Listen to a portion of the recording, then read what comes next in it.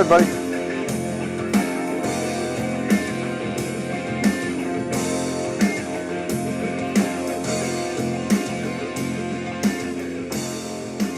Hello everybody, Survivor Driver here, riding right beside you for yet another daily commute. And what I'm going to talk about is Scott Adams and his Climatesplaining. This guy's just cracking me up, man. He's trying to clarify things regarding climate change. He's pissing people off, and he loves pissing people off. And I'm happy about him pissing me off because he's making me reconsider things. I don't agree with him on everything. Oh, by the way, today's musical review is a band called Casa Sui, and the tune is going to be Homage. So listen for that.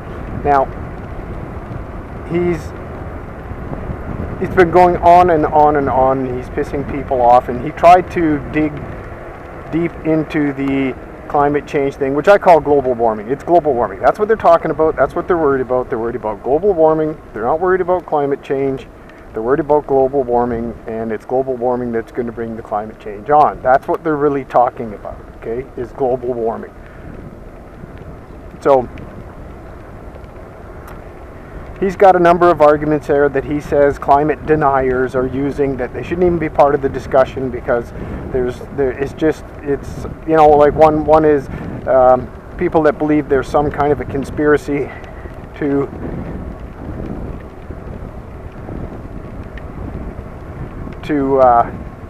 kind of get control of the world by using climate change laws and stuff like that. That's just batshit crazy, that there's some kind of giant global conspiracy. Well, it's not batshit conspiracy. I don't have enough time to go into it right now on such a short dialogue, or monologue, I should say. But it's not batshit crazy, and I'll go into that another day. Now, there's no absolute way to prove anything. That's kind of the problem, and that's why I don't buy what Scott Adams is saying about some of the arguments I have, because he himself has admitted he can't get to the bottom of it. So, you know, now he's saying what some of the good arguments are for global warming deniers is that the models. He's saying that the science is probably true.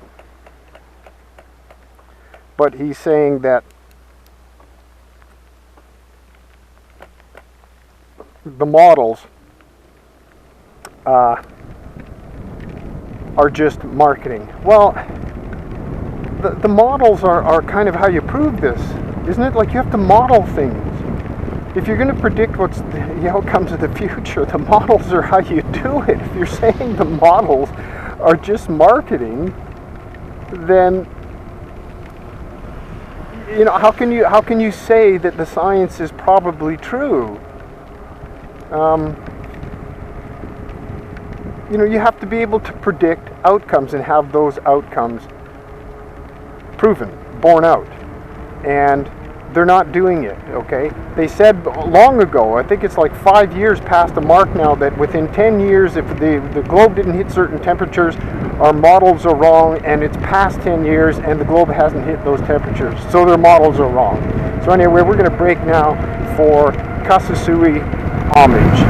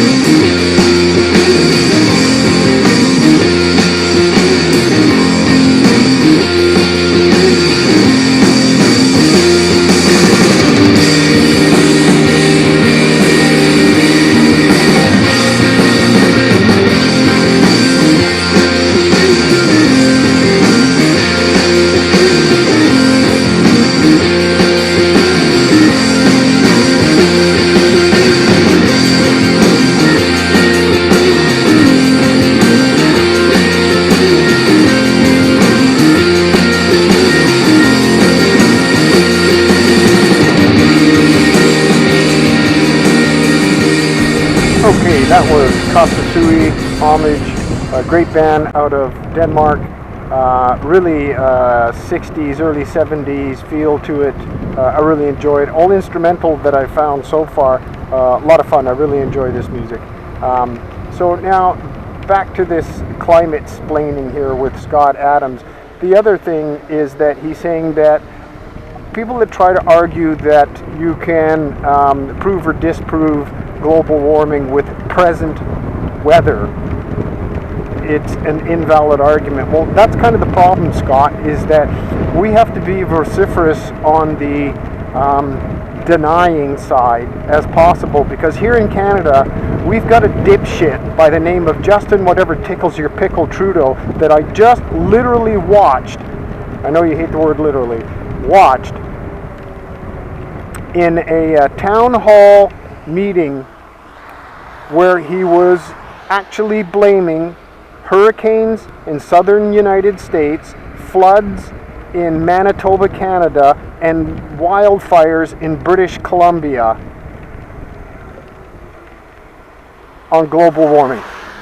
Okay, so like this is serious. This is serious stuff. Now this bean brain is about to impose a carbon tax on all Canadians based on this kind of reasoning. So we got a problem on our hands, and we need to take these idiots out, metaphorically speaking, as soon as possible. So you can sit and spin, things in your own mind and to the rest of us the way you want to challenge our thought process and stuff like that, and it gives you a great entertaining periscope to watch. But here in Canada, we've got an idiot on the loose that wants to start taking our money and imposing limits on our freedom for this kind of bullshit global warming science, which you are already stating the models don't work and are just marketing.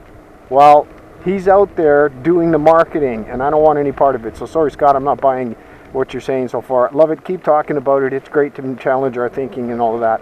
But at this point, you're on shaky ground, because you yourself are saying you can't get to the bottom of it, and the models are just marketing. So that's it for that one. Now, something that's happening here in Spain, I saw this on Dr. Stephen Turley's YouTube channel. This guy's great. That's Dr. Stephen Turley. He's got some great stuff. Very conservative slant to it, and that's fine by me. I'm conservative. Now, what he was pointing out is, I guess there is a political party in Spain. Spain has always been on the left. It's been on the socialist side of things, no question about it. And I guess the Vox party has just come out of nowhere. It's on the right, right centrist, but they've just kind of come out of nowhere. And apparently, polls are showing that they would form a majority government right now. And this has happened in a very short period of time. And these guys have been socialists forever. So the problem that they've got now in Spain for the people on the left is that apparently the socialist government that's in place right now is very weak, and people are already theorizing that this guy's probably going to have to call a snap election. And if they were to call a snap election right now, it looks like Vox party on the right would win. Right? Again, you're talking about a nationalist party on the right. And this is just happening all over Europe. It's happening all over the world, really. So I would say whatever tickles your pickle Trudeau better be on his guard, because I think he's going down this time in Canada here on the next election. Now,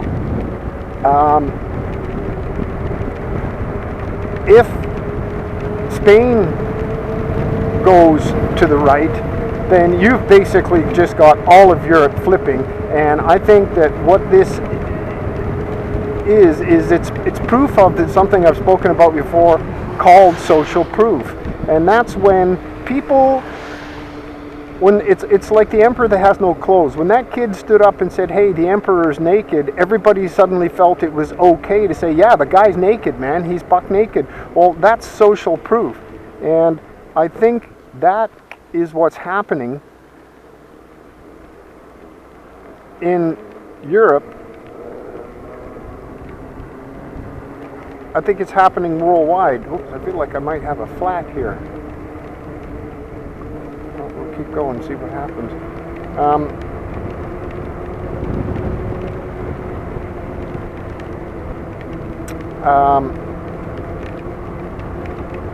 And so, you know, now that, like, it's like with this yellow vest uprising, now that people are seeing that, hey, it's okay to stand up and talk, even as your government resists you.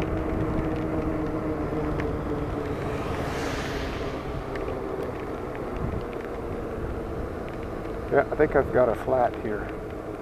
It's going to be the second time that I'm coming back from this specific location that I've gotten a flat.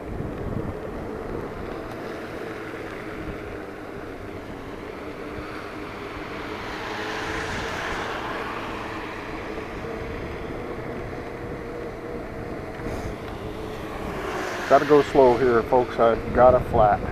Shit. This pisses me off.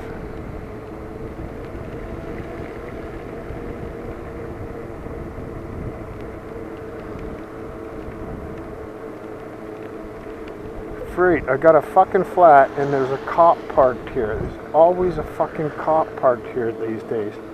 I think... Oh, here we go.